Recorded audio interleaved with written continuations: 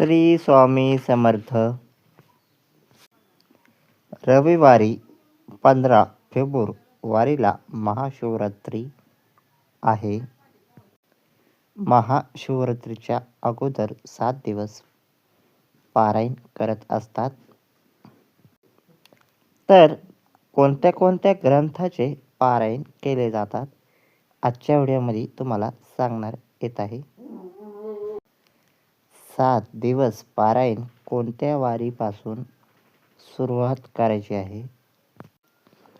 सोमवार 9 फेब्रुवारीपासून पारायणाला सुरुवात करायची आहे. कोणत्या कोणत्या ग्रंथाचे पारायण करतात हे तुम्हाला जाण. शिवलीला अमृत ग्रंथ अध्याय 14 ते 15 रोजचे 2 अध्याय वाचायचे आहे. महाशिवरात्रीच्या दिवशी शेवटचे 3 अध्याय वाचायचे आहे. त्यानंतर दुसरा ग्रंथ गुरुचरित्र 51 अध्याय याचे पारायण तुम्हाला 7 दिवस कसे करायचे आहे. पहिल्या दिवशी तुम्हाला 1 ते 7 अध्याय वाचायचे आहे.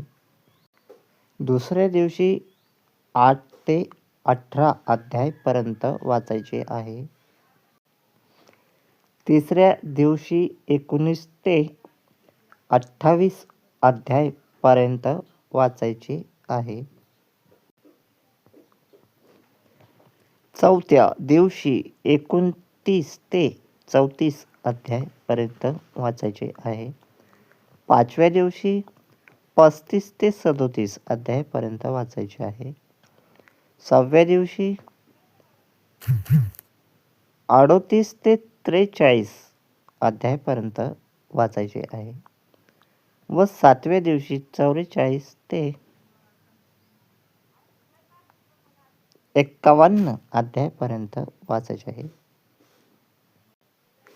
7 दिवस तुम्ही कोणतेही पारायण करू शकता, पण पारायणाचे नियम असे आहे की 7 दिवस तुम्हाला उपवास करावा लागेल. त्यानंतर स्नानामध्ये गंगाचं पाणी वापरावं लागेल. त्यानंतर लसूण हे असा कुठलाही पदार्थ तर खायचाच नाही. उपवास म्हणजे उपवास, तिखट पदार्थ पण खायचा नाही. सर्व स्वच्छ आणि पवित्र जपूनच तुम्हाला पारायणाला बसावा लागेल, अन्यथा पारायण तुम्ही करू नका. 7 दिवस पारायण तुम्हाला शक्य नसेल तर महाशिवरात्रीच्या एका दिवशी शिवलेला अमृत ग्रंथाचं 14 अध्याय देखील वाचू शकता. नसेल होत तर महाशिवरात्रीच्या दिवशी शिवलेला अमृतचा 11वा अध्याय वाचायचा आहे आणि गुरुचरित्र यामधला तुम्ही शेवटचा अध्याय 51 अध्याय देखील वाचू शकता. फळ एकच आहे. त्यानंतर आरती घ्यायची आहे. तुम्ही 7 दिवस पारायण करत असाल तर अध्याय वाचून झाल्याच्या नंतर आरती घ्यायची आहे. सोमवारी 16 तारखेला शिवरात्रीच्या दुसऱ्या दिवशी काहीतरी गोड प्रसाद करायचा आहे. जसं होईल तसं, जे थोडा जरी केला 1.25 किलोचा तरी चालेल.